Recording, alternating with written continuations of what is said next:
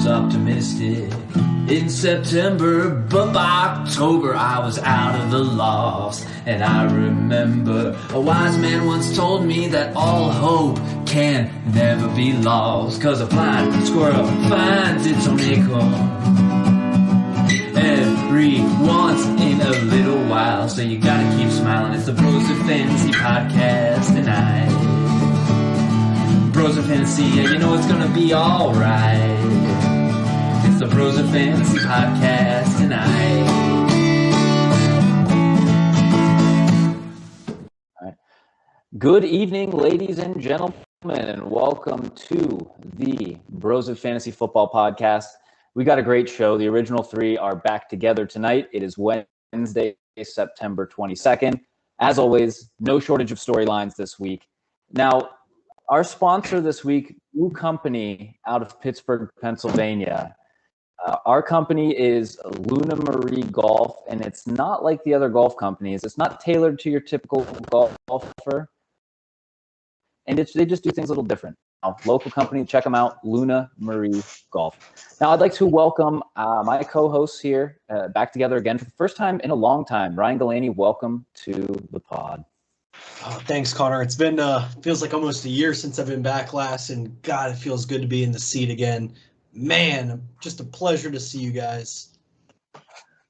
And you're looking great, I might say. Ryan Hartz, new father, still making time to be here on the pod. Welcome back, Ryan Hartz. Yeah, sorry about that, boys. I was just changing up that diaper real quick, and now we're at it. Let's go. Beautiful. And hey, you know, I figure why don't we just jump right into it? I had a couple talking points I'd like to talk about. And hey, it's week 2. We're going into week 3. It's not time to start freaking out. But I'm curious, guys, because I have a few thoughts of my own. If you could pick one good team, and I realize good is subjective right now, one good team that you didn't really see coming, a team that's maybe better than you thought. Is there one or two teams you guys can pick out? We'll start with you, Ghilani. I mean, yeah, I guess there's probably two teams that stick out most, and it's not so much that I didn't think that they were going to be good. It's just that they're playing better even than I thought. Number one, yourself, Popeye Doyle. I mean, I knew you had a pretty solid team, but I don't think anybody could have seen Cooper Kupp coming out and doing what he's been doing so far this year. And it looks like that relationship with Matt Stafford is just going to be unbelievable from beginning to end of the year. You know, Aaron Jones, I think, finally showed on week 2 he is who he thought he was. But Jalen Hurts, I think, is the most interesting pick for your team. He really didn't do too much of anything last week and still ended up with 21 points. I feel like he's going to have that 15 to 20 point floor just because of what he can do with his legs. Really like your team this year so far. Justin Fields just got named starting quarterback too, so I think that's going to help you out. I'll stop there and I'll let Hartz take the other one so I don't take his as well. I don't think you were going to, but it was actually you. The Ghilani's team. You know, like he came in, he had a decent team, drafted a decent team. What I didn't see coming was the built with Michelin. A million years never would have saw someone trading CMC after week one. I mean, give it 2 weeks, right? Whatever. So that's basically it. Just, you know, all the other teams, you know, they're right around what I think. And I guess Connor's team a little bit, but it's also week 2, and I don't know if I'd declare it just an incredible team yet, like you did just there. But I think that now that now that you're gonna get Fields in there and you do have the second quarterback, you'll be able to make a little noise. And I think that your team is pretty solid. You know, I was looking at the matchups, and I actually was going to give it to you if you play your second quarterback. So we'll see. I didn't say incredible. I'm not sure if I'm going to play him. The word, but you moved him up. Really good. Moved him up into the second spot in his power rankings.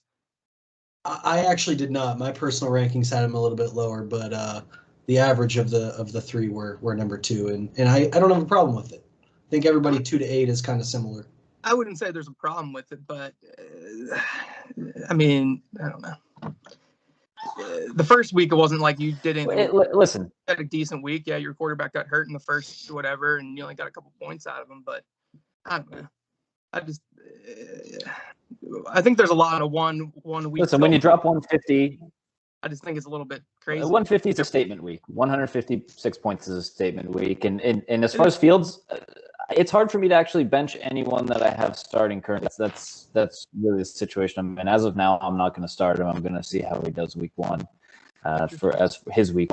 I actually have a different team. And I know this is going to come as a surprise, but I was thinking a little differently when I addressed this question. But the team I kept coming back to was Bengals. Pat and that might come as a surprise, but the reason I thought of Bengals is because, I looked at his quarterbacks and I just thought this team's god awful. I looked at his team, I thought I'm really not into really the team in general, minus a few players, and really, you think about, Saquon hasn't really got started yet. I still think he's going to be a fantastic back when he gets going. Daniel Jones is if he keeps it up with his legs, he's going to flirt with top 12 production. Still think he needs to get rid of Big Ben. I'm surprised he didn't make a run at Derek Carr. Maybe he did. I didn't really check to see if he put something in. But you look at those wide receivers. Thielen just finds the end zone. CeeDee Lamb's a stud. Chris Godwin. He's got Najee. I think this is a possible playoff team that I did not see coming. So that's where I went with that one. I agree with you. I think Bengals has got a great team, and I actually will say that I put him in the A tier in my preseason rankings. I thought he was a playoff team, and I think he's top half. I have him a little bit lower right now because I need to see something from Saquon before I start taking him week to week. I think once Saquon gets up to a full workload and once Najee gets a little bit more involved in the offense, I agree with you. I think his team's awesome. And somebody that you didn't mention was Courtland Sutton, who seems to be the guy in Denver with Jerry Jeudy down. I think he had like 10 catches for 156 on Sunday. That guy's going to be an absolute monster. People forget he was a Pro Bowler 2 years ago before his ACL injury last year. He is going to be legitimate. But you're right. Ben Roethlisberger is absolutely holding him back. Saw Honhart dropped Darnold. Might be a reasonable place for him to go there, but unfortunately, I'm Ben's biggest fan, but I don't know. Might be time to flip him over. Yeah, not so much for fantasy though. But the whole who were we just talking about there? Daniel Jones with the running. I get that last game he had a lot of rushing yards, but I don't think that just because he had one game with a lot of rushing yards makes him a running threat. Like, I don't know why everyone just instantly, he's not been a running threat before. He had 423 yards rushing last year, actually. Only one touchdown, but he did have that 80-yard run that he tripped himself up on. 423 on the season. That's pretty solid. That's 25 a game. I mean, I guess that's good. I'd like to see where that ranks amongst all quarterbacks last year, but I would imagine it would be top 5. Right.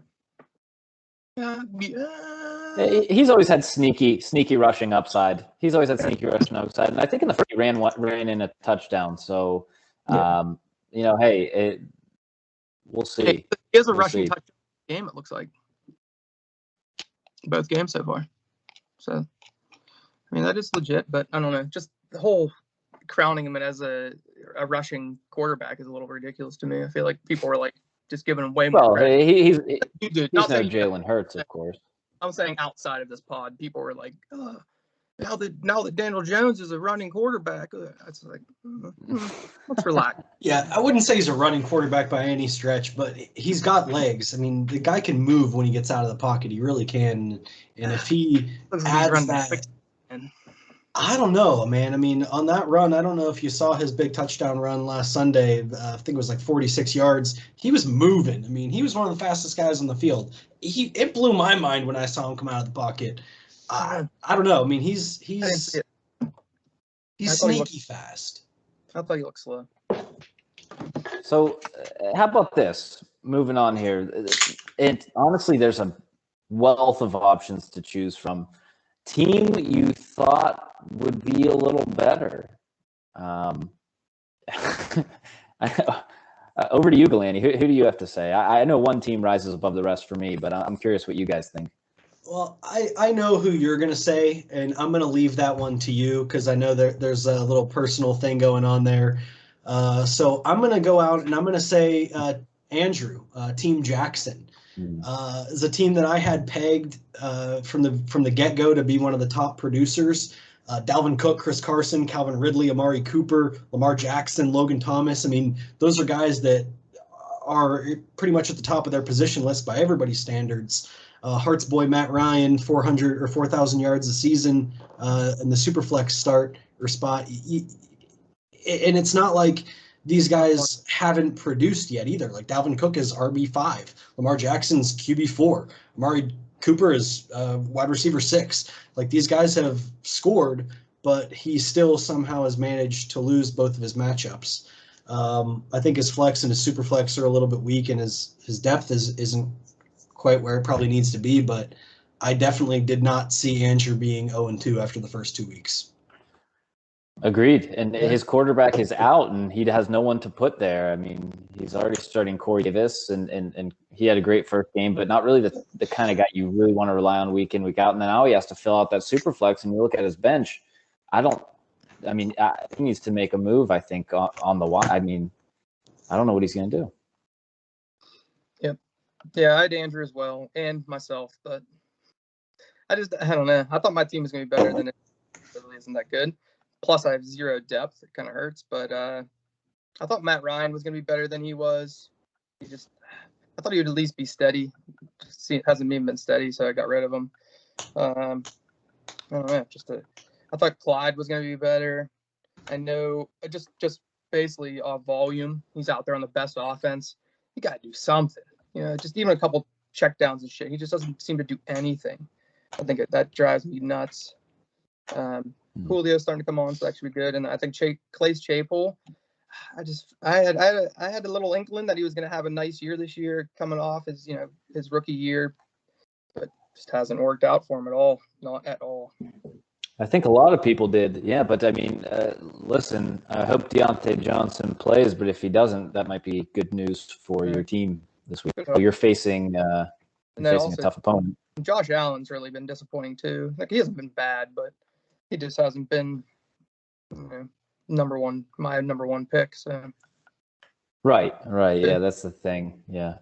But I think they still got time to turn it around a little bit. I'm not panicking yet.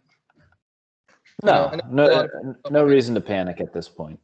A lot of people want me to panic, but I don't see any panic yet. I don't think there's any reason to panic over something that has no chance of winning. I think you might as well just ride this one out, look into the draft for next year, maybe just spend some time with your daughter. But probably forget about this season. Yeah, give me a reason for that.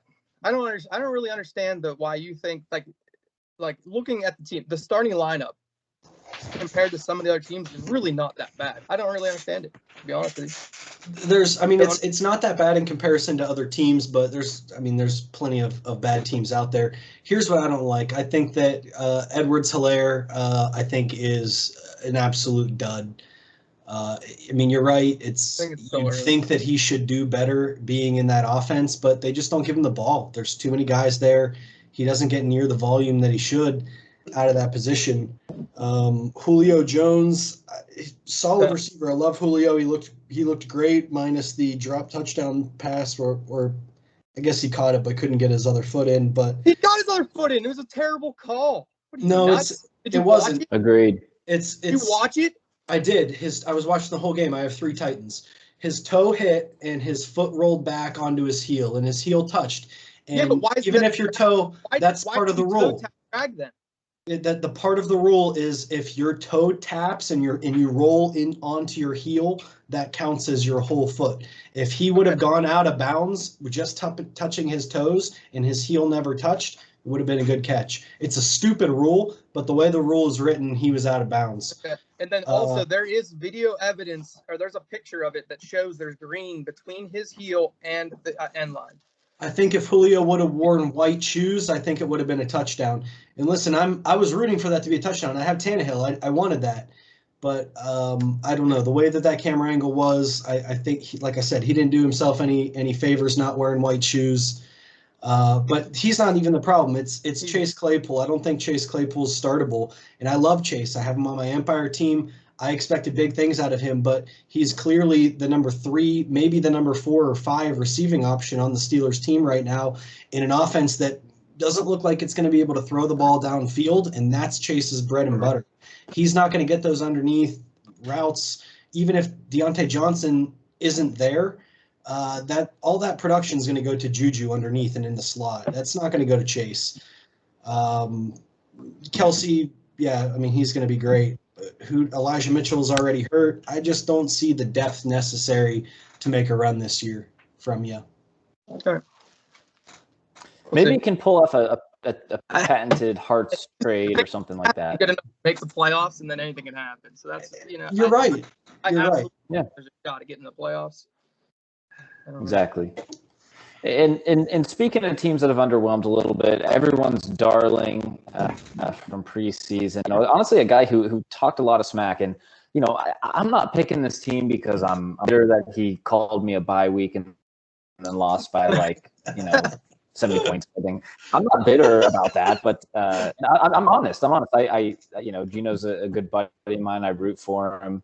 But, when you look at his team, I remember, and I'm not the only one, I remember looking at this team before week 1 and thinking, my God, Gino's drafted an unbelievable with no holes, and feeling jealous. And it's just not coming to fruition. Does he have fantastic players? Yes. He has Tom Brady. He has Alvin Kamara. He has DK Metcalf. And those players are going to be great. But, James Robinson, you have to be concerned. Someone we thought would be a slam dunk RB2. His coach hates him for whatever reason. Trevor Lawrence has been, a little bit of a disaster. He'll probably get better. He's dealing with injuries to Josh Jacobs and Deontay Johnson. And all of a sudden I look at Gino and I'm thinking, this is a bottom half team, not a team that's going to be contending for a championship. Now, with the caveat of it's early, things change. A lot of players that were drafted, really high this year haven't really, had a good week yet, and that might be some of his guys too. But I'm concerned for Gino going forward, and I'm curious if you guys feel the same. I do, but you have to assume that DK Metcalf's going to come back, start playing. Alvin Kamara put 2 points. Oh, I'm not concerned about him, not at all. You know what I mean? I know that's what I'm saying. But I'm saying even his good players haven't played. So, I mean, it's tough. It's tough rocking Marvin Jones out there. I feel like Tony Pollard, I guess, has been okay, but just having the backup running back is just is a tough thing. I don't know. Josh Jacobs I don't know. I just don't really like Josh Jacobs picks the pick in general. But I don't know. Yeah, I don't really see it going for him. I'm glad you brought up Tony Pollard because I think that Gino's team is better than it's been, obviously. I mean, Kamara had 8 carries for 5 yards week 2. I mean, historically bad day. He'll probably never have a day like that again, ever in his career, ever. But I think Tony Pollard is interesting because I don't know if you guys have watched any of the Dallas games yet, but Pollard has been better in every facet of the game. When Pollard is in, they run the ball better. The team looks better. He's faster. I don't know if Zeke is just getting the carries because of his contract that they just signed him to, but how long will it be before Tony Pollard takes that job if Zeke keeps playing the way that he is and if Pollard keeps playing the way that he is? I mean, he had 100 yards on 13 carries last week. I mean, nothing, it wasn't like there was one huge carry and then, 10 small ones. He was producing big chunks on every single time he got the ball. I don't know. I think if Pollard can maybe win that job, I see Gino's team coming and being where we thought he was going to be because I think everybody else is fine. If he keeps having to trot out Marvin Jones Jr., I don't know, but we'll see. If he could slide up.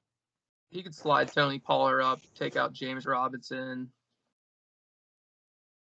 That's what I'm thinking. I And don't then think he can. Deontay I comes don't think he back, can. I don't know. Nah. It just, but I can't see Tony Pollard taking over. I can see them doing a really massive split, like kind of like what they're doing now. But they're never going to take Zeke out of the game. I just can't see them like actually letting Pollard take over for him. I just can't see it happen. I just can't see it. I think it's hard to see, but I think it's a mistake. If Pollard is the better back, no matter what you pay Zeke, that money is gone. You already paid it. It doesn't matter anymore. You go with the best guy. Yeah, this is the NFL. Like, there's no feelings involved. You got to put the best guy on the field that gives your team the best chance to win. And right now, I think that's Tony Pollard. Yeah, I give the speed. The speed's a big thing, but I just don't think he has. I don't think he's not Zeke. I don't know. I think Zeke just needs to get going. I think they just need to start feeding him the ball. Yeah, I think sit down Tony Pollard and just let Zeke run it. You know why are they so against throwing the ball to Zeke? Why are they like? I feel like Zeke can catch the ball plenty. There's no reason he shouldn't be out there just every down. Really, I think. I don't know. It just blows my mind. That blows my mind. I don't know.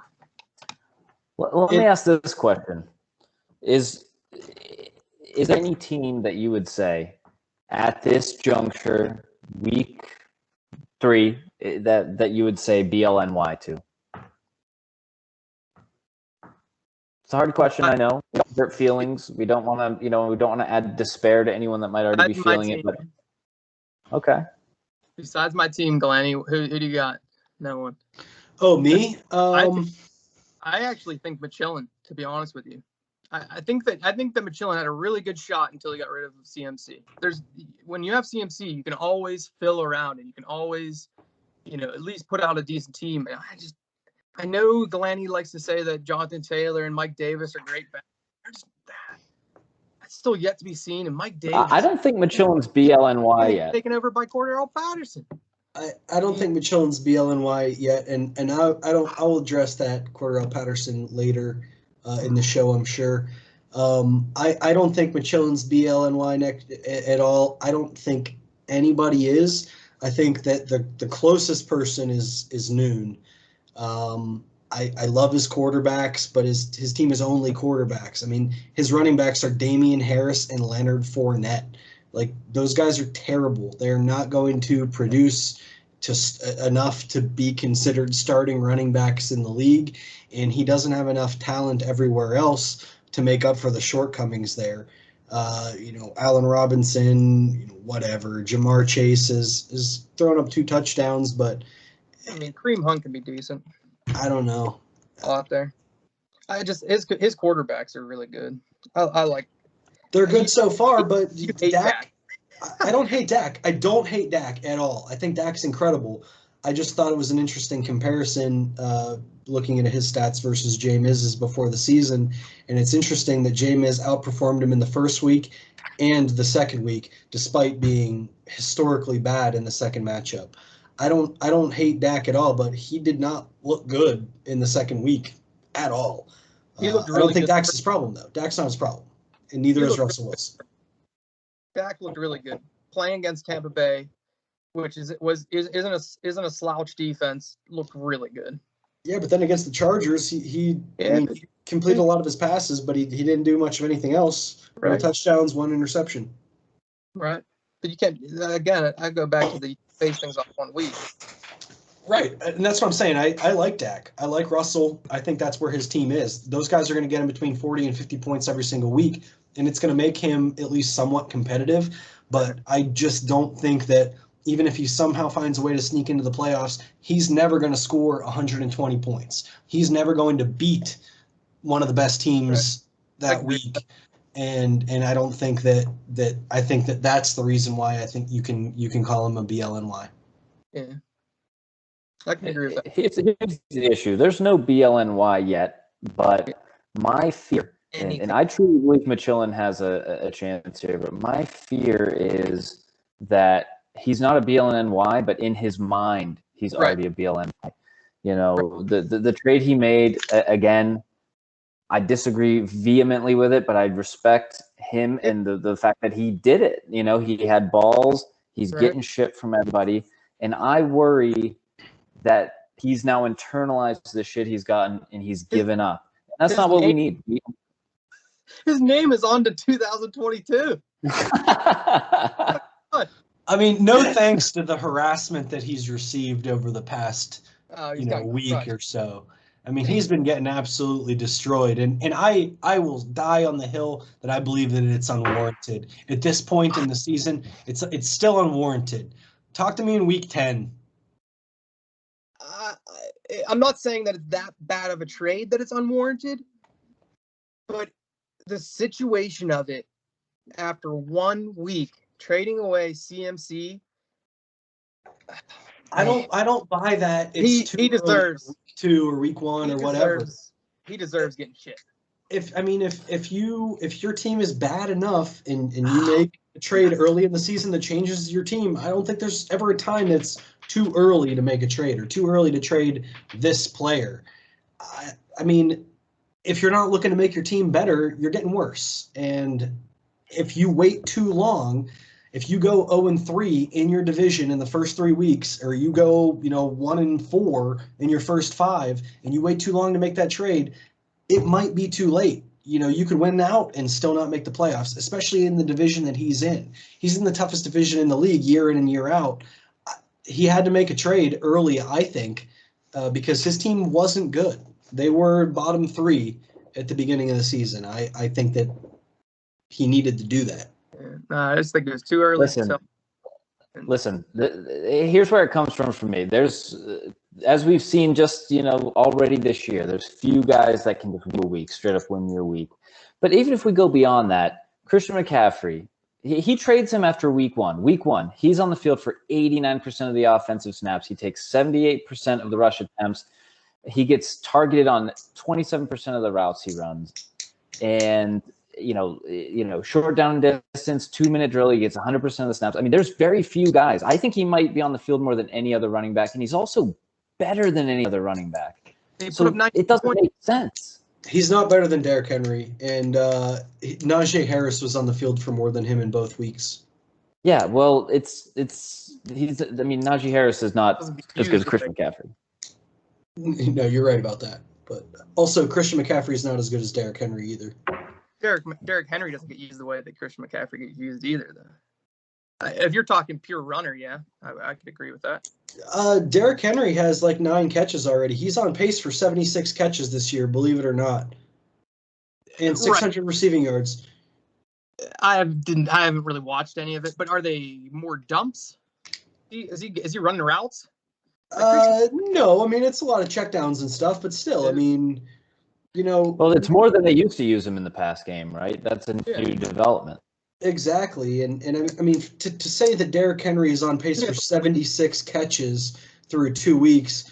I mean, if you would have said that to anybody before the season started, Derrick Henry would have been the number 1 overall pick, hands down, no questions asked. All right, let's do a little recap of week 2. In order based on what I'm seeing. So obviously, first thing I'm seeing, and I did overestimate a little bit how bad I beat Gino. It was only 66 points, but 156 to 90. Obviously, I got really great production from a lot of guys. Aaron Jones went off to a degree. I mean, it's probably going to be his best game of the year, but I am very high on Aaron Jones every week. That's why I got him. But just production all around, even without a second quarterback in there. And I'm absolutely over the moon about Cooper Kupp, more than you could have ever asked for. I know you mentioned that, Ghilani. Yep. Debo looked great again. McLaurin, who I actually tried to trade to Hartz. I was trying to give away McLaurin for a running back too. No one took it, and I'm happy because it looks like Heineken just got a laser right on him every time he drops back. So obviously, great week for me. Looking for more of the same going forward, and then just not so great for Gino. I mean, he still scored 90 points, which was a very respectable week. But I feel like ever since we added the bonuses, traditionally in this league, 90 points would you'd probably win your week if you scored 90 points. But that's not really that's not really how it goes anymore. It's We 90 weeks. 80 points is a decent week, but you're not necessarily going to win most of the time. We added a flex and a super flex. 90 doesn't win. Well, it won for me, but 90 doesn't win for most. 81 for you. 89. Wasn't it 89 or something? I don't know. Regardless, it was too low to get away. 84. Yeah, Connor, what I liked most about your matchup this week, I mean, first of all, I want to say I predicted Aaron Jones and Devontae Adams to go for over 40 combined, and they went over 50 combined. So definitely outperformed even what I thought that they were going to do. But I think you got to be the most excited about Terry McLaurin still dropping 21 points without Ryan Fitzpatrick there. I mean, I'm sure that was a little bit of a concern for you after he went down. Like, what the hell, my number one receiver, what's he going to do? I guess number two after Devontae. But, I mean, to see him throw 21 with your backup, that had to feel really good. Oh, yeah, it certainly did. Certainly did. I mean, we already talked about Gino's team a little bit, but, at the end of the day, I agree. I think he's going to be fine. I think he's going to compete. But it's just, it's always kind of fun to see a division rival get brought up and to buy into his own hype and then kind of crash back down. So I think he'll be all right. He just needs to continue to be the smart manager he is. He's a low-key smart manager. Moving on here, week 2, we got What's Phil's phone number, Ricky, with another great performance. I think Ricky's number 2 or 3 in points so far. He's been steady. He beat Oozing Machismo. Honhart had a very disappointing week. He'll be the first to tell you, I'm sure. But Ricky, he's a top 5 guy in the league, wouldn't I say? I have Rick number 2 in my power rankings, which is pretty wild considering he lost his RB1 before the season even started. I mean, mainly Mahomes and Rodgers, we know that those guys are going to produce. Tyson Williams has been really nice for him. But Stephon Diggs and Tyler Lockett is just... I love Lockett, man. I mean, Tyler Lockett, 25 points, 27 points in the first 2 weeks. That guy just fucking produces. Every single week, every single year. It doesn't make any sense. For where he went to, let me see, Rick got him, I guess, 4th round, 48th overall. So probably a little bit higher than what I would have expected. But, I mean, he's wide receiver number 1 right now. Yeah. This is a good team. He falls off every year in the draft because usually at the end of the year, he usually falls off a little bit because Russell Wilson a little bit. And then everyone has a little bit of a sour taste in their mouth at the end of the year, and it always goes into draft. Every single year he gets. He's traditionally a boomer bust. That's it. He's traditionally boomer bust, but he's looking to be consistent so far. So good. I don't know if he traditionally is. I think that he has a stigma of being boomer bust, but I don't think he really is. I've had him, years back, and everyone always wanted to say that he was boomer bust, but he always produces. I think he's kind of shaken that a little bit. I mean, early in his career, I think he was a little bit more boomer bust. But, I mean, I agree with you. Tyler Lockett, you beat me with Tyler Lockett last year and forced me out of the playoffs. I'll never forget it. But, I mean, he seems to be like a 10-point every single week, 20 points some weeks, 5 points some weeks. But the guy just continues to produce. It just doesn't make any sense. I don't know. But if he keeps it up and Diggs is going to keep it up, this is a tough team. This is a good team. I agree. Yep. And then on the Hani side, I'm still high on his team. He just had some bad performances. Hey, wait, one second. I want to go back to – I apologize for interrupting you. While we were on the subject of What's Phil's phone number, last week there was a topic of discussion. Which team would you rather have from this point in the week moving forward? What's Phil's phone number or the Bengals Broncos? And it was unanimous between yourself, Gotti, and Honhart that all 3 of you guys chose the Bengals Broncos. So I just want to throw that back and see how you're feeling about that, if you're still feeling confident in your prediction, or how's that sitting with you? Yeah, if I remember correctly, we were talking about excluding the quarterbacks. That's what I thought we talked about. But I still hate his running backs, and they're not going to get any better unless Michael Carter breaks out, which honestly, who knows? It seems like he's kind of in a committee situation. But I think Melvin Gordon's only going to lose attempts as we go on, and I think that's going to be a sore spot for him. But again, on the other hand, Mark Andrews hasn't broke out yet. I think he's still going to be a good option there. Solid team, but Benjal's team, if we're, again excluding the quarterbacks, is almost even more solid simply because he doesn't have those holes at RB. What about okay? So nobody's going to run the ball well in Denver. Their offensive line is pretty bad, but Melvin Gordon is definitely the better pass catching back between him and Javonte Williams. Don't you see any value in that? Sure. Sure. It's. To me, he's going to be at best a low end RB2 type.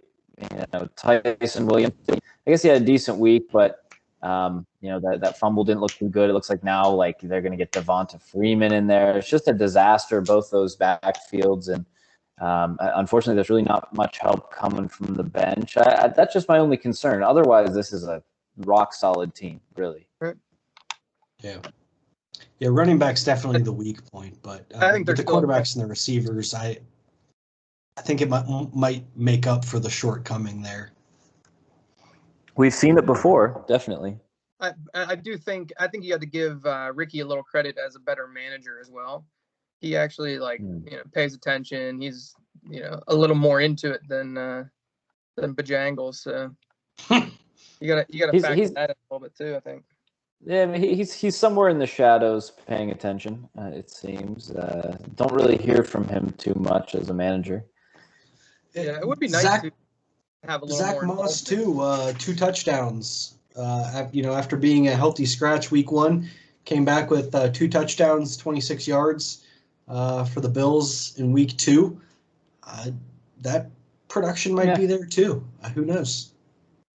Kind of lucky to fall in the end zone a couple times. Honestly, Singletary's looked a ton better. Way better. Ricky, if you want Singletary, he's on the block, so let me know. It seems like Zach Moss has those goal line carries pretty much locked down, though. I think he's going to vulture those touchdowns away from him often this year. Yeah. It's just hard to rely on something like that. Yeah, for sure, but not a bad flex play if you're in a pinch. Right.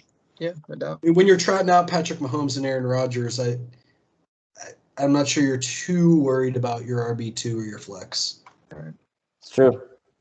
That's true. Machismo, again, love the team. Love Hawk, love Hill, love Jefferson. Devonta Smith had a bad game. Antonio Gibson had a bad game. I still think this is a solid team going forward. If I was him, I'd consider this just a bad week and move on. I don't know if you guys have any other opinions there. Mm. I have opinions on his running backs. I think they're both trash, especially Myles Gaskin. Myles Gaskin had 5 carries in week 2. 5. 2 other Miami running backs also had 5 carries in that game. This guy's just not starting quality material.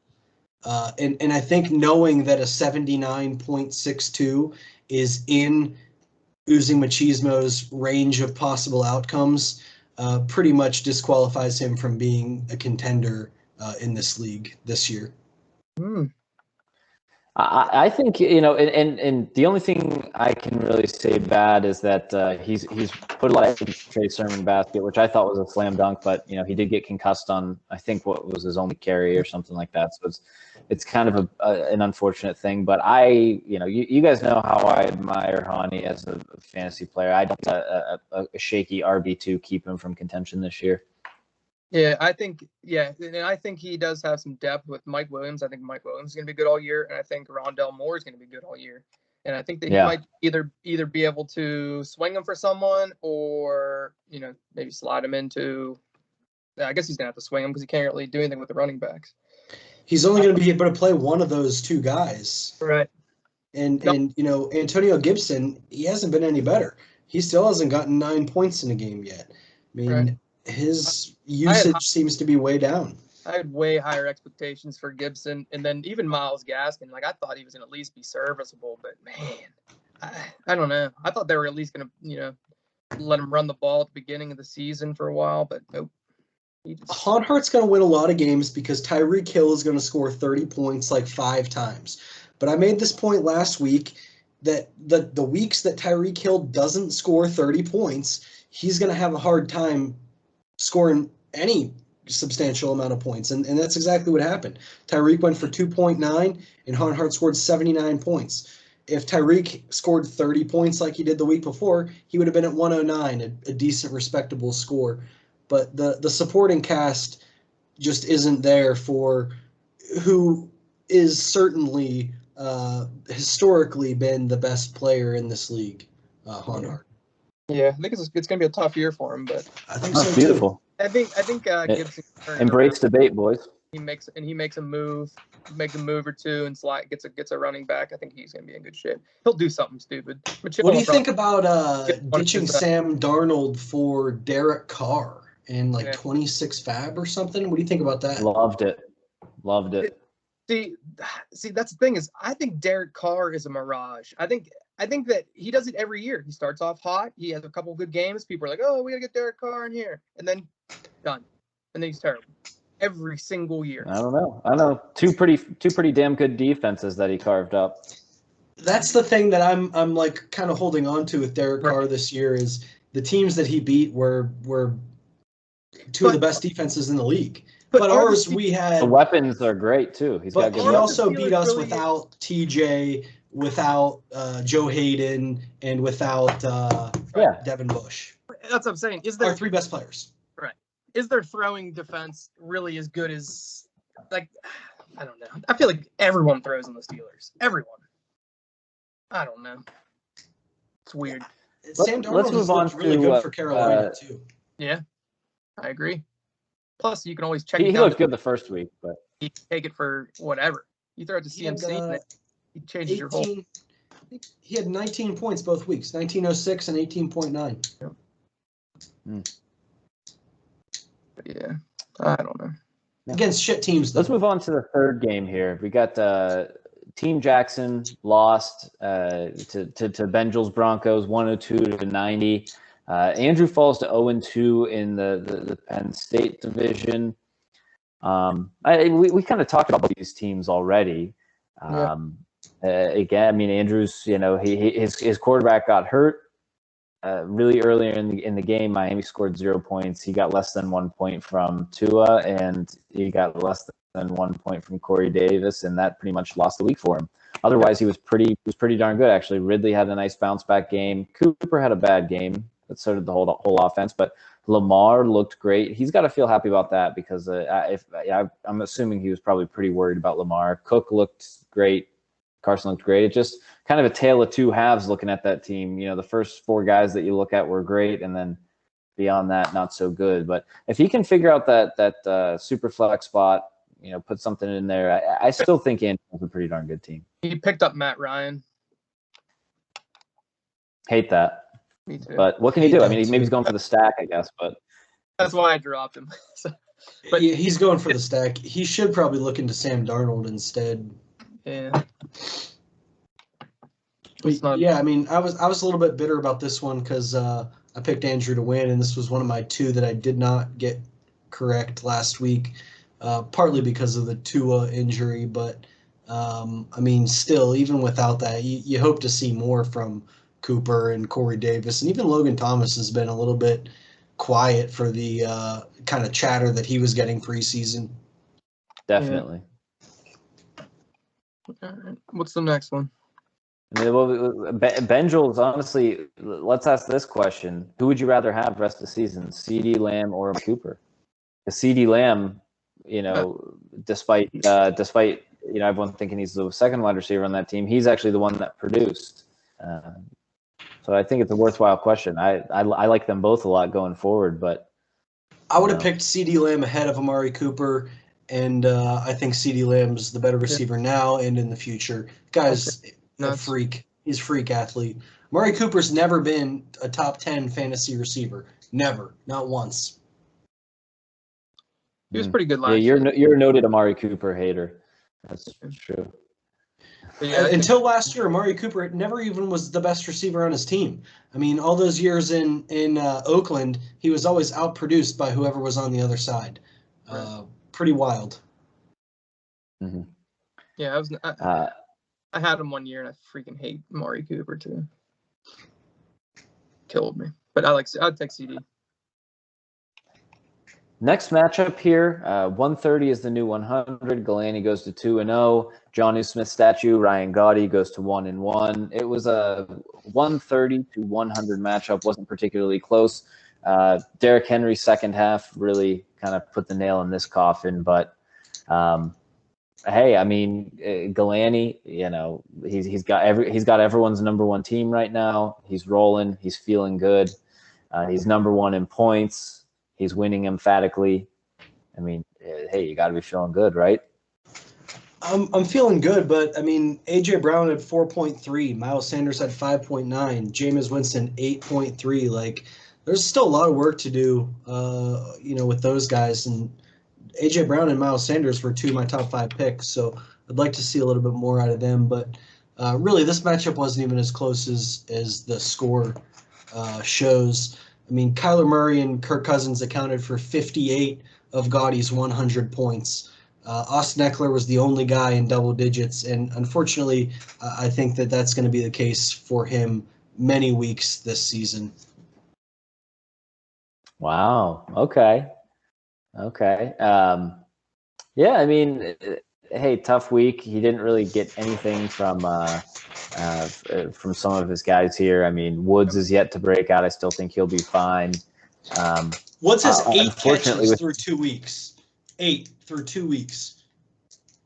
That's his number one. I feel about Woods the same way I feel about AJ Brown, which is they'll both be fine. That's how I feel. But the thing is, Woods isn't the best receiver on his team. I mean, Cooper Kupp is the best receiver on that team by a mile.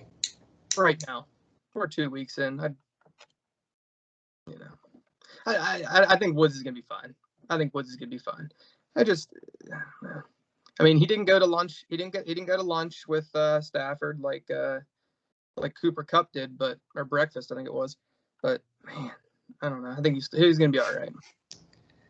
8 catches through 2 weeks is a little concerning. I don't know. How many targets do you have? 13. I mean, Cooper Kupp's getting that in the first half. Oh man, I just pulled up his picture. He's looking old too. Jeez. All right. I don't know. I wouldn't feel good about Robert Woods. Yeah, I mean, I like Gotti's team, but I like Gotti's team. I always have, but I think the wide receiver too is now a concern because Ayuk is a disaster. And he does. He's just going to have to continue to trot out Waddle, I think, unless he picks someone up. So. Looks like he has Ayuk again. I think this is the top half of. That's tough. That's scary, but I think this is still a top half. I think the ceiling is too high for him to not be considered a top half of the league guy. But again, I think he might have to do some maneuvering in season. One should probably, except for you, Ghilani. So. Yeah. You think you're gonna be rocking Brandon Cooks all year? Dude, Brandon Cooks. Let me talk about Brandon Cooks for a second. Yeah, go for it. I think Brandon Cooks. No. Brandon Cooks is the only guy in Houston. Let me talk to you about Brandon Cooks' last few seasons. Brandon Cooks last year was wide receiver 15. The year before he was injured, he was wide receiver 62. Before that, 14, 7, 8, 12. Brandon Cooks does nothing but produce. This guy just catches footballs. And I mean, he had over 50% of the target share last year, and Kiki Kuti and William Fuller V are both gone. He's the only guy there. And General Davis but who's Mills playing quarterback? John Q. Public? I don't even know who that is. Davis Mills. He actually didn't look too bad in his first, foray into the NFL. It's going to be interesting. He plays Thursday night this week. Crazy shit always happens on Thursdays. But when there's only one guy to throw to, he's going to get at least 5 catches for 50 yards and a touchdown, or 10 targets every single game. I love Brandon Cooks this year, and I think that I'm probably going to start him either in my wide receiver 2 or maybe even in my flex, probably every single week all season, even after Michael Thomas comes back. Interesting. I think he's going to disappoint you this year. If you think that I don't see him finishing top 12. He shouldn't. I mean, he shouldn't finish top 12. I got him in the 10th round. The 10th round. He should be wide receiver 30, maybe, but he's going to finish probably around 20. He's never finished. The only time he finished outside of 15 was the year that he only played 12 games and he was hobbling around in the ones that he did play. Interesting. Yeah, I don't know all the stats and all that. You didn't know those stats. That was a fucking mind bomb that I just dropped on you. 15, 62, 14, 7, 8, and 12. Guy's amazing. It's amazing. Thanks, Stat Man. Next game here, South Loop Hawks, really disappointing week. He had low points. Even more disappointing, it doesn't look like we're going to get a note from him. I brought in against South Loop Hawks for conduct detrimental to the league. But Wheezy went out, dropped 120 on him. Wasn't even close. Even with the quarterback situation, Wheezy just continues putting up points. He looks to have a pretty darn good team. Noon, polarizing team. I think I like it a little more than others. But again, in a tight league like this, I still think he's probably in the bottom third. Simply because there just seems to be a lack of high-end position player talent, and if George Kittle does what we know George Kittle can do, I think we might look at this team differently. But definitely a disappointing week for Noon. Yeah, I think Allen Robinson has a chance to step his game up too a little bit, but yeah, he's always good. He just had a rough start to the year.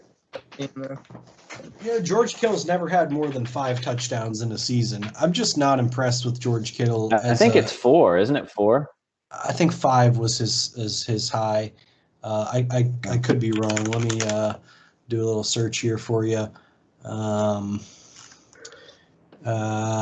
touchdowns, 2019 and 2018. He had 5 touchdowns. 2020 last year, he only played half the season, but he only had 2. And he was hurt. I mean, yeah, gets a lot of yards, but he needs to find the end zone if he's going to be a viable tight end, especially where he was drafted, 3rd round. Come on. Yeah, come on. I mean, hey, George. I mean, if Noon wants to give away George Kittle, if he's given up on him, give me some George Kittle. I think he'll be fine. I mean, if we can't project, if a guy like Robert Tonyan scored 11 touchdowns or whatever last year, something around there, and we can't hold that to him and say, oh, he's going to score 11 this year, then I don't think it's fair to say, oh, Kittle, it doesn't score touchdowns. I think it's probably something that'll correct itself at some point. But Wheezy's team, I'm curious what you guys think about Wheezy's team. I mean, I know the Darrell Henderson thing concerns me a little bit. That's injured. I know he's got like a bruised ribs or something, which I imagine kind of sucks trying to be a running back with bruised ribs. But I think Wheezy's got a pretty nice team for himself. Maybe not the flashiest team, but getting the job done. What do you guys think?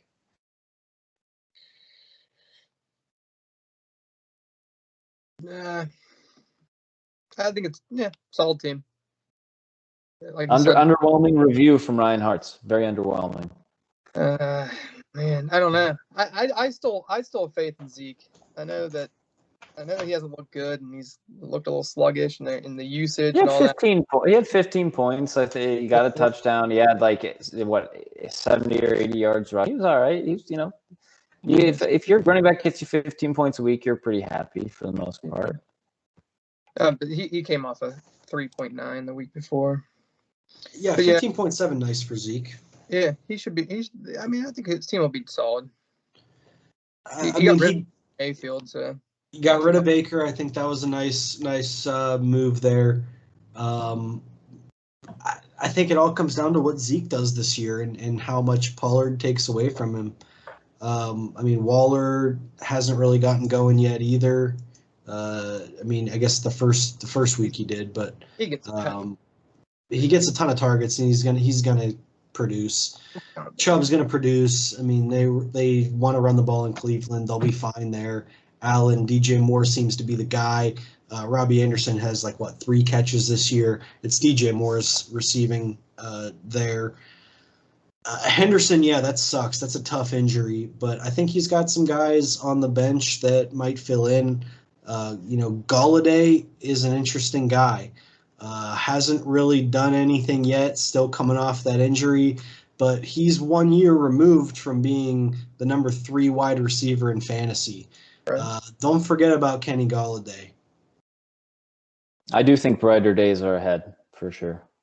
But unfortunately, I mean, wide receiver is not necessarily an issue for him. But if he might be able to slide him into the flex at some point or something like that. Last game we haven't discussed here, honestly, a stinker. I wish I didn't have to discuss it. But Machilin scored 79 points. He lost to Hartz. Hartz with the signature 84-point win. Honestly, you can plan. You can plan your day, you can plan your season, you can draft as well as you can, but you cannot plan for Hartz luck. It's truly the most powerful thing in the universe. What can I say about this game that's even worth saying? Let's just hope both teams are moving forward. I honestly think Machilin has a better team. I think he had unlucky bad week. Obviously, Jonathan Taylor, a lot of inside the 5 runs that just didn't come to fruition. Just bad weeks for most of his guys, really, and he should be a little better moving forward. We already talked about Hartz's team. It's one of the weaker teams in my opinion, but again, Hartz luck's a powerful thing, so we can't count them out. Just think I had a down week. I think this week's gonna be a little bit better. We'll see. All right. I just think it was a tough week. It's a tough week for both of you guys for sure. Justin Herbert, I mean, how many touchdowns should he have scored that he wasn't able to make happen? That's true. That's true. There were some weird calls in that game. Yeah, he probably should have had 10 more points than he did. Still somehow he completed 75% of his passes, but needs to be a little bit better. Same with Joey Burrow. I don't know. I hope to see a little bit more out of both of these teams. I hope so. What Sony Michel? Speaking of Joey Burrow, do the Steelers? Sorry, I was just going to make a point to Michelin's team about he's got Sony Michel sitting there. If Henderson isn't able to go, that might not be a bad play for Michelin too. That's especially if Antonio Brown is out. Yeah, that's huge. Sony came in and looked good. Yeah. I was gonna say, what one of his bad running backs would you replace Sony Michel with? All right, continue. No, I think Sony, that offense, I think that's a good guy to have on your bench. I really do. Yeah. But mentioning Joe Burrow, what do you guys think? Are the Steelers going to beat the Bengals this week? Who the hell knows, man? I think it really depends on who's able to get their groin in working order. And I know this is a tough topic of conversation. Talking about the groins because you guys don't have any groins. So as the great Mark Madden would say, you wouldn't know any better because you people don't have groins. But I mean, those are tough injuries to sort out. So I think it depends on who we're going to trot out there on defense. Yeah. It's the same old feeling with this team we've had for over a year. It's like even when we get a big win, you kind of feel like it's fool's gold because most of the game, no matter what, even if the offense pulls out some magic in the end, it's looking pedestrian. It's just the same. It's almost the same feeling as last year, where I've definitely sent regrettable texts to my Cleveland brother-in-law about how the Steelers won. I was definitely boasting, but I think I knew deep down inside there's significant issues with the team. We should beat the Bengals, but will we? I have no damn clue, honestly. They typically play worse against teams they should beat and play better against teams that they should lose to. So I think it's gonna be a tough one for them. Have they said anything about TJ? True, but they always beat the Bengals. Is TJ playing? No idea. Not even I don't think it looks good, does it? Yeah, it doesn't seem like it. Those groin injuries are always nagging. And it's like, do you want to trot him out after the contract that he just signed and risk further injury, or do you think that you can beat the fucking Bengals without him? Right. And you should be able to beat the Bengals, but we've had a history of, like Hartz said, losing to the teams that we should beat handily. So who knows? It's tough. Yeah, that's true. But I feel like we usually do pretty well against the Bengals, quite honestly. But so preliminary. So Devin Bush practiced as a full participant today. They're hopeful for TJ Watt. That's not good. I need those guys. I don't know about Joe Hayden, but I'll see if there's anything that came out about Joe Hayden today. I mean, Hayden might be the biggest, the biggest hurt of all of them. I mean, our secondary is thin as it is. Yep. And the linebackers, there's at least guys, like Spillane that could come in and do a serviceable job and get what they need to do done. But I don't think that we're going to be able to survive if Hayden is out for any significant amount of time. We need him back there. I'd agree with you. So what I want to do here last before we wrap up, guys, a little rapid fire, predictions for week 3. Ghilani, you seem to be priding yourself on your predictions. You had mentioned you were a little disappointed that you got 2 wrong. So obviously love to see that. We'll definitely be paying attention to who you pick. We'll start at the top here. I'm playing Wheezy. We'll start with you, Ghilani. We'll go in a circle when we do this. Ghilani, Hartz, and then I'll give my pick. So let me preface this by saying that this is just based on everybody's starting lineups that they have in there right now, which I'm sure will look a little bit different on Sunday, especially this matchup with you and Wheezy. I mean, right now it looks like Wheezy's got Henderson in there who may not be able to go, so I don't know who he's going to put in there. You got some really tough wide receiver matchups, Fields being named the starter. I don't know. I think if the way that they are right now, I'm going to say Wheezy over Connor. I hope that you get Justin Fields in there. I think that's going to give you a little bit boost, but I think that the receiver matchups that you have this week are going to hold you back a little bit, and I got Wheezy in a close one. So I have Connor if he plays Fields as well. And because I just think that if you throw Fields into your super flex, then you'll be able to slide up, just change up your lineup just a little bit, kind of play the matchups, and I think you'll be all right. Who do you bench if you put Fields in there? Who do you bench? I had to go back and look at it, but I was looking at that. I don't want to bench any of them. That's why. Right. That's why I'm not. As we sit, and everything's subject to change. It's fluid. As we sit, I'm planning on starting exactly what you see. I cannot bench Cooper Kupp. I cannot bench Devontae Adams, and it's very difficult to bench either Deebo Samuel, who's the number 3 wide receiver right now, or Scary Terry. I mean, if anyone, perhaps Scary Terry would be the pick. But how do I do that? I don't know if I can do that. I think I trust who I tried out last week and gave me 156, and that's my plan for now. Again, always subject to change. I love Fields. That's why I have him there. I think he's got rushing upside. Cleveland, let's be honest, kind of a tougher first matchup, though. Maybe sit that out, see how he does, and go from there. I don't know. That's my plan for now. I think I said Tebow. I'd say Tebow too. Yeah, I understand, guys. You're not bought in yet, but I see greatness. I see a guy that they're force feeding the ball to, and I see a guy that's going to be a top 15 option this year. I'm going with myself, obviously. I think it is unfortunate that you have that your talent is so heavy wide receiver that you can't figure out a way to maybe slide Chase Edmonds out of there. I mean, yeah, Chase Edmonds is fine, but just if you were able to, pick up a solid running back and be able to slide him in there, man, that team. Yeah, I might have to make a trade that's good for me, but actually a win for someone else. I might have to trade for a running back too. That some will look at it and say, wow, that wide receiver is better than that running back. But I'll say, hey, that makes sense for my starting lineup. That might be something I have to do. You guys know that I've sucked a lot for a long time. So to have options is a really fantastic feeling. Yeah. Just do us a favor and don't trade Hart. Because I know that you're going to try to go after Miles Trashcan or Antonio Gibson or something. I would never go after Trashcan. He's going to sell way low on those guys. Yeah, and I know that you have an affinity to both of them. So watch yourself there. Yeah, he's going after Gibson very hard. That's why he's smiling right now. He knows. I just called He's not going to give me Gibson. He's not going to give me Gibson. Well, that's the thing. He just got J.D. McKissick. He's RB1 there anyhow. Yeah.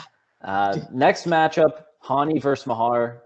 I just like Hani's team more right now. Pat has a couple guys with that Q next to him. I'm just looking for Hani as a bounce back. I have Mahar. I like Saquon to make a big bounce back, and Najee. I think Najee's gonna tear up the Bengals. I agree, buddy. I have Bengals as well, and this is purely matchup based. Look at Hart's matchups. He's got Stafford against Tampa Bay, Gibson at Buffalo. He's got Justin Jefferson against Seattle, Hawkinson versus Baltimore, Mike Williams at Kansas City. He's got some tough-ass matchups. I like Barkley against Atlanta. I like Ben and Najee against Cincinnati. Give me Bengals in a close one over Oozing Machismo. Yep. I'm going to go there. Love it. Neither of them break 100. Wow. Okay. Bold. Okay. Bold prediction. Hey, I love the hot take. Keep them coming. Ricky versus Andrew. What do you think, Ryan Ghilani? Woo, woo, woo, woo! This is the game of the week. Ricky and Andrew, two of the top teams, I think. Number 2 and number 3. Damn, we are in for a good one.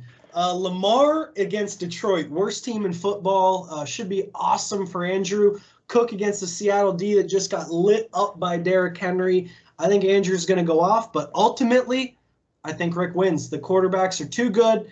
The matchups are too good for the rest of the team this week. I got Rick in a close one. I have Andrew, actually, in a close one, but I like the Lamar matchup, like you said, and I just think he inches one out. I just can't get over his running backs. I'm going with Ricky. But my hope is that we go through this whole thing without agreeing once, although I think that might end on the next one. We have Jonnu Smith statue visiting King of Hearts. Slight favorite, very slight favorite, actually, for Ryan Hartz. The computers love him. Who do you guys have in their Hearts? Let's start with you. Obviously, you know who I have in this one. Jeez. Yeah, Gotti. I figured. Team Gotti. King of Hearts, baby. looking for a bounce back week from everyone on the team, really. Josh Allen gonna actually start playing. That should be nice. Jimmy Garoppolo coming in. He's gonna have a big game. I don't even know why he's in there, but yeah. I just think King of Hearts is gonna do it this week. Plus, you got Hearts luck, baby. Yeah. I also have Hearts. I have this as my upset of the week. I have King of Hearts over Jonnu Smith statue, and I think it's going to be a double-digit victory. Kyler Murray and the running backs are Jonnu Smith statue's entire team. Eckler has to go to Kansas City. Mixon has to go to Pittsburgh. And DeAndre Swift has to play Baltimore. Those guys aren't going to score well. Kyler Murray will score probably 50 points against Jacksonville, so there is that. But I still think King of Hearts, really favorable matchups this week. I think he pulls it out. I love it. That would be a back-breaking loss for Gotti, I think. And I'm Gotti in this one. I am. And simply just because I like his guys better, and that's really all it comes down to. I looked at the matchups. I agree with you on the matchups. Tough for Mixon, but and he just gets a ton of work. We don't know what the Steelers defense is going to look like. I'm going with Jonnu Smith statue. Next one, we have two teams looking to make a move here. We got South Loop Hawks versus San Antonio Steams. Actually, favorite for noon here. Ghilani, what do you think on this one? I can see Joe Mixon tearing up the Steelers. I absolutely can see him tearing up the Steelers. It just seems like every year they have like one running back that just like freaking lights them up, and I think it's gonna be this week. So, but It anyways, depends on TJ and Devin Bush. If both of them play, he's going to get shut down. If one or both of them don't play, you might be right. but okay, continue on to the next matchup. Sorry. I got Noon over Gino here. I love Gino's team. I think he's better than his record shows. I think he'll find it, but he's not going to find it this week. He's got some really tough matchups. I think Noon's quarterbacks he's got Dak against Philly. That's a rivalry game. He's going to blow up. Russell Wilson at Minnesota. He should go for 30 points. I think Juju is a huge play here. I think he's going to pick up most of that production if Deontay Johnson is out. I like Noon. I have Noon as well. Same kind of thing. I don't know. I think I'd probably slide Kareem Hunt up in there, but that's just me. But I still think Noon. I don't know. I just don't like Gino's team, man. I have Noon in this as well. I don't want to, but because I wanted to, keep the disagreement and embrace the debate. But I do have Noon in this one as well. This last one should be the easiest one, but it's going to be a tough week for Moch. He's playing Ghilani, okay. And let's be honest, I think the gravity of the mistake he made, if it hasn't hit him yet, it certainly will this week. Thoughts? Yeah, I just put Ghilani, and then I put laugh out loud. That's my notes. Actually, that's funny that you said that because I have 0 notes by this. I just have me over Michelin. Right. I do think it's going to be closer than people think. I think that Michelin has some nice matchups. I mean, Mike Davis against the Giants, DeAndre Hopkins if he plays against Jacksonville. Interesting to note, every single one of Michelin's guys is away this week. Every single one is away. Pretty interesting. Very interesting. I got myself. I might not lose all year. Yeah, No. I'll lose 1 week because there's 1 week where I have Tannehill, Henry, McCaffrey, and A.J. Brown all on bye. I do play Gotti, though, so all bets are off. But, yeah. I actually agree with that, beautiful. too. I can't see your team losing. It's like kind of stupid. Oh, I can.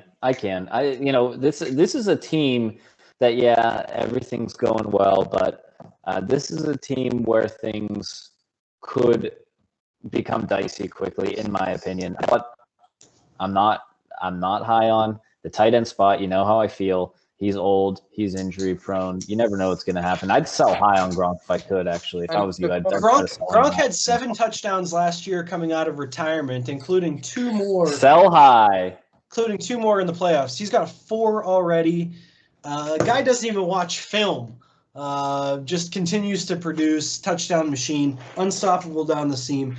Gronk is currently TE2, drafted in the last round. I don't think he finishes TE2, but I think he's top 5. Hey, appreciate all the opinions. Appreciate you guys. One last question. Are we going to see, the original 3 on the pod again more often this year? You plan on coming back? Hell yeah, I'll be here. As long as my schedule permits, I will definitely be here. Beautiful. Well, hey, look, let's wrap it up. Oh my word. As long as this one cooperates. Hey! Oh, Thank God she looks like her mother. Beautiful. As long as it cooperates, we'll be on the pod, right, girl? All right, boys. Hey, always a pleasure. We'll be back. Hopefully, we don't get high points next week, so we can have someone new on the pod. Even if we do, maybe we'll bring on anyway. But hey, as always, appreciate it. Good luck to everyone this week. Don't give up hope.